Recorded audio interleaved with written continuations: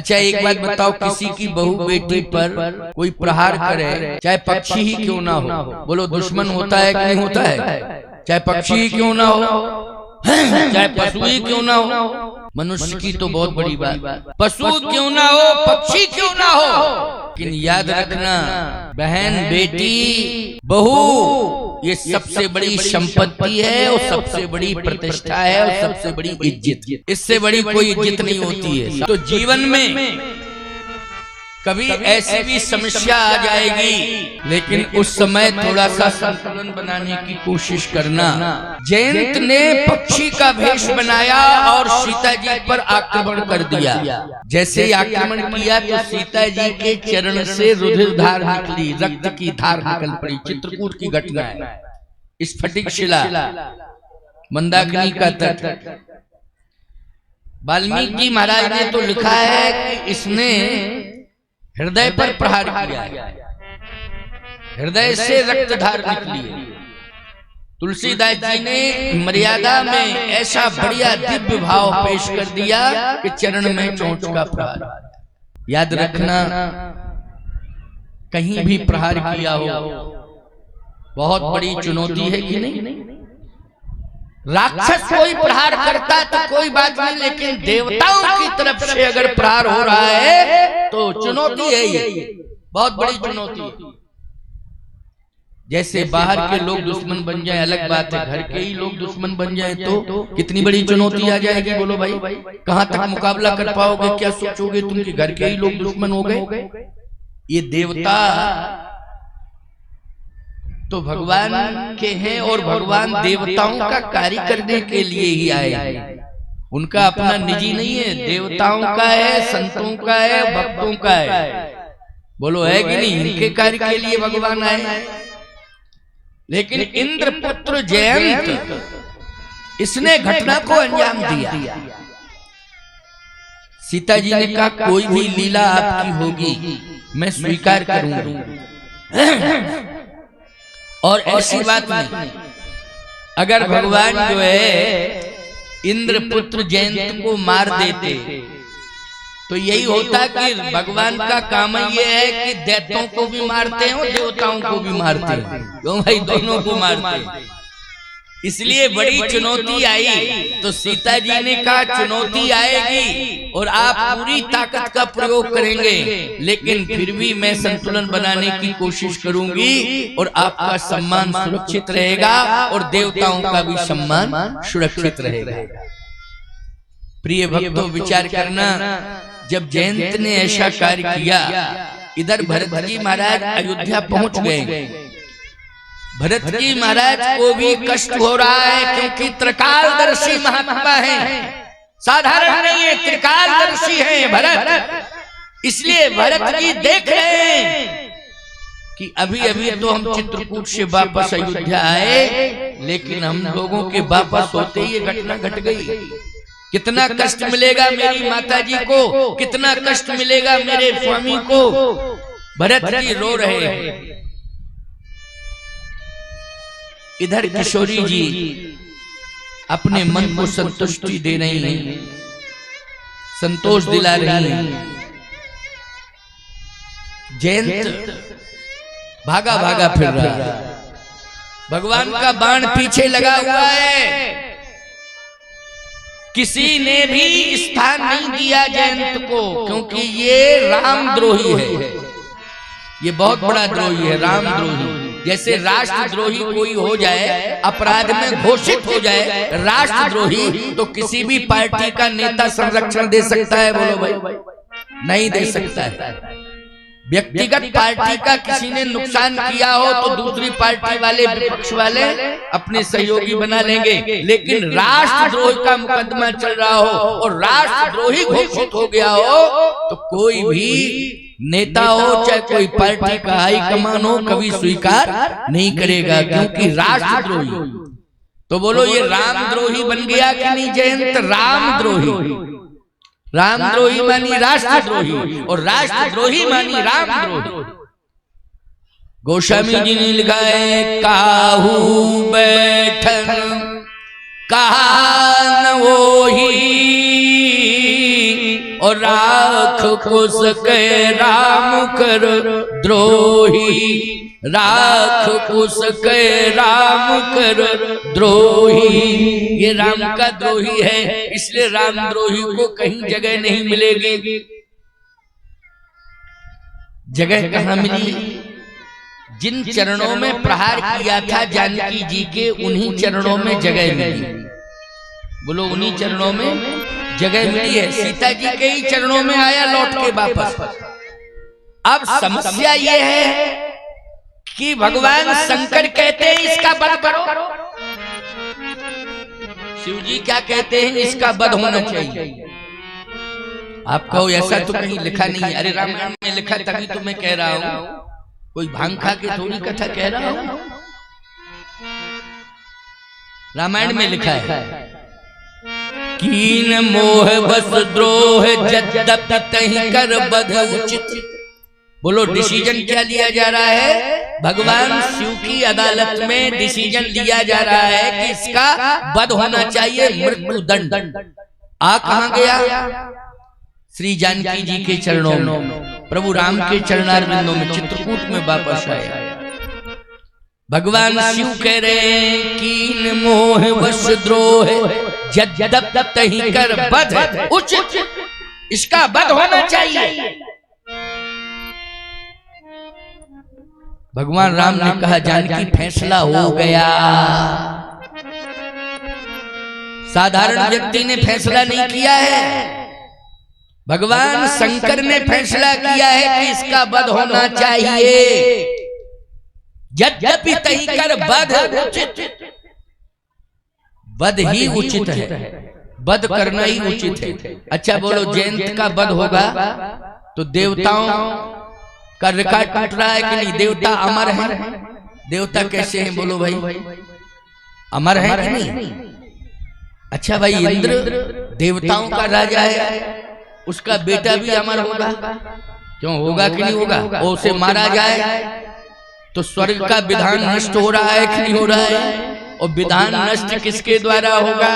प्रभु राम के द्वारा। कितनी बड़ी चुनौती है, बहुत बड़ी चुनौती है। और चर्चा भी हो जाएगी कि राक्षसों को बाद में मारा, पहले देवताओं से मारने की शुरुआत कर दी। रिकॉर्ड भी खराब होगा, बिगड़ जाएगा रिकॉर्ड। सुर समूह विनती करी, देवताओं ने विनती की थी, प्रार्थना की थी, तब भगवान आए देवताओं की प्रार्थना सुन के। जानकी तुम ही बताओ कि अब निर्णय दो कि मैं करूं तो क्या करूं। भगवान शिव ने कहा है कि इसका वध करना चाहिए, वध करना ही उचित है। वो तो मेरे यहाँ से भाग गया, नहीं तो मैं ही वध कर देता। लेकिन क्या बताएं, जब तक तैयारी करी तब तक भाग गया। हाँ, तैयारी करी तब तक भाग गया, निकल गया। मैं ही वध करता इसका। लेकिन यद्यपि तहि कर वध उचित, इसका वध होना चाहिए। अब बोलो जानकी क्या निर्णय लूं? किशोरी जी ने कहा कि मैं प्रार्थना कर सकती हूँ और तो कुछ नहीं कह सकती हूँ, निवेदन। हाँ, तुम प्रार्थना ही करके बताओ क्या करूं। कहा, प्रभु एक बात बताओ, ये जगत के स्वामी आप, इसका मतलब है आप जगत पिता है। भगवान ने कहा मैं जगत पिता हूं, तो निश्चित है कि मैं जगत माता हूं। भगवान राम ने कहा तुम जगत माता हो, इसमें कोई शंका नहीं। जनक सुता जग जननी जानकी, अतिशय प्रिय करुणा निधान की। तो जब जगत माता के पद पर मैं बैठी हूं और जगत पिता के पद पर आप बैठे हैं, तो ये स्वर्ग छोड़ करके जगत में आया और इसने जगत में ही अपराध किया है। तो मैं जगत की माता हूं और जगत की सीमा के अंदर इसने अपराध किया है, अर्थात जगत के अंदर रहने वाला कोई भी प्राणी हो, यहाँ तक कि चाहे पशु हो, चाहे पक्षी हो, चाहे मनुष्य हो, चाहे कीट हो, पतंग हो, कोई भी हो, वो सब हमारे बेटे। क्या है? हमारे बेटे। इसलिए आपको मालूम होना चाहिए कि सर्प सर्प को नहीं काटता है। क्यों भाई? सर्प सर्प को काटता है? पहले ये बताओ, काटता है क्या? सर्प सर्प खूब रहते हैं, आराम से रहते हैं, प्रेम से रहते हैं, आपस में एक दूसरे से लिपटे भी रहते हैं, और न जाने कितनी संख्या में एक ही स्थान पर रहते हैं, लेकिन कोई प्रभावित होता है नहीं। बल्कि इतना तक है कि सर्प जो है, सर्पणी सर्प अपने बच्चों को ही खा लेती। एक प्रमाण मिलता है कि सर्पणी जो है, असंख्य सर्प पैदा होते हैं, लेकिन सर्पणी खा जाती है। प्यारे, वो विष जीव है, उनके अंदर विष भरा है। इसलिए कहीं ना कहीं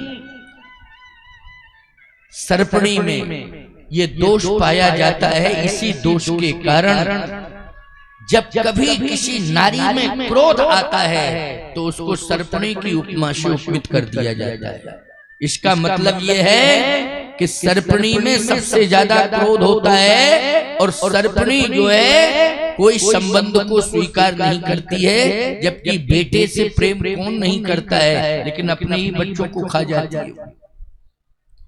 किशोरी जी ने कहा कि ये बेटा है मेरा, और मेरे सामने ही इसका वध होगा तो कितना बड़ा कलंक लगेगा।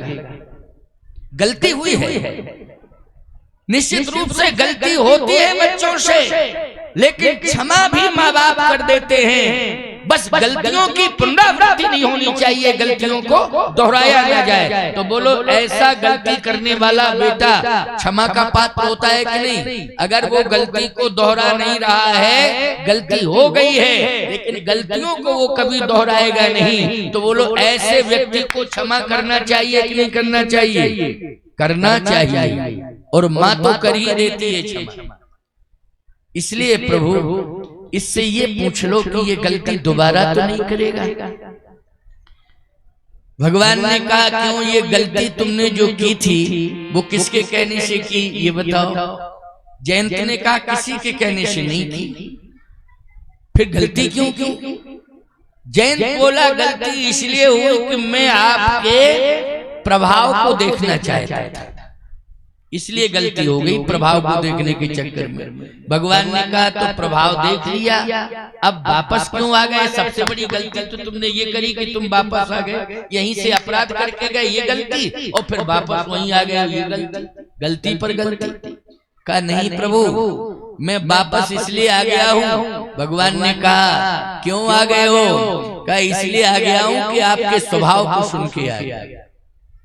पहले जो गलती करी थी वो प्रभाव को समझ के गलती की कि प्रभाव आपका कितना है, लेकिन वापस आ गया हूँ, स्वभाव को सुन के आ गया हूँ, बस आपकी शरण में हूँ, कभी गलती करूंगा नहीं।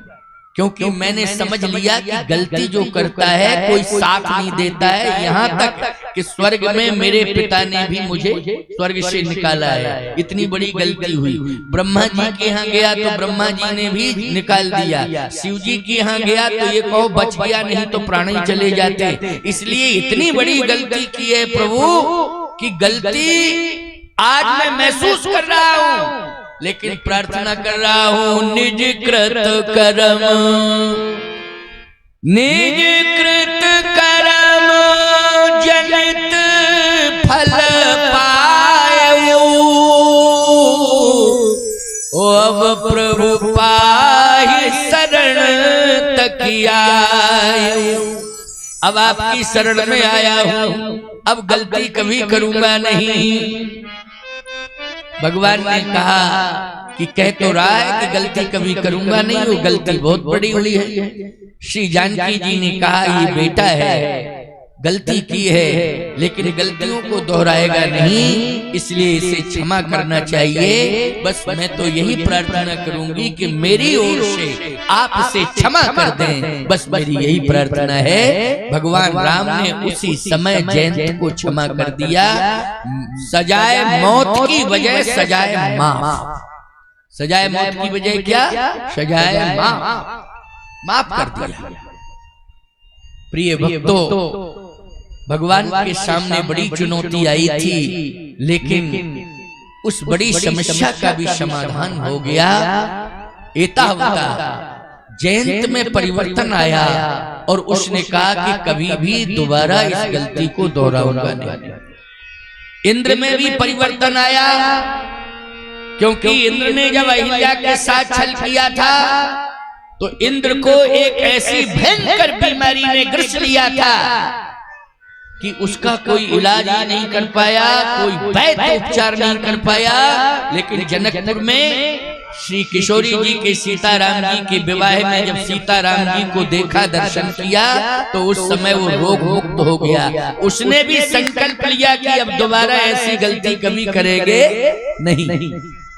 मैं यही तो कहता हूं कि भगवान से जुड़े रहना। गलतियां होंगी, बड़ी से बड़ी गलतियां होंगी, लेकिन भगवान से जुड़े रहोगे तो गलतियों को दोहराओगे नहीं प्यारे। तुम गलतियों से दूर रहोगे, गलतियां फिर नहीं करोगे। इसलिए भगवान से जुड़े रहो, जुड़े रहो, जुड़े रहो, नहीं तो कहीं के भी नहीं रहोगे। अगर भगवान से दूर हो गए हम, धर्म कर्म सत्कर्म से दूर हो गए, हम कहीं के नहीं रहेंगे। इसलिए जीवन हमें मिला है, मानव का जीवन मिला है। ये मानव देह सुर दुर्लभ सद ग्रंथन गावा, लेकिन इस मानव शरीर से हमें सत्कर्म करना है, संत दर्शन नेत्रों से करना है, श्रवणों से कथा सुननी है, और इन पैरों से तीर्थों में जाना है, सदमार्ग पर जाना है, मंदिरों में जाना है, यज्ञ में जाना है। समाज में भी कोई अच्छा कार्य हो रहा हो तो सेवा करने के लिए जाना है। ये पैर हमारे सदमार्ग पर चलने के लिए हैं, हाथ हमारे अच्छा काम करने के लिए हैं, नेत्र भगवान के दर्शन के लिए हैं, कान भगवान की कथा सुनने के लिए हैं, वाणी जो है भगवत नाम जपने के लिए। इसलिए सदुपयोग करो। आज इस लीला का विराम हुआ। जयंत जो है क्षमा मांग के चल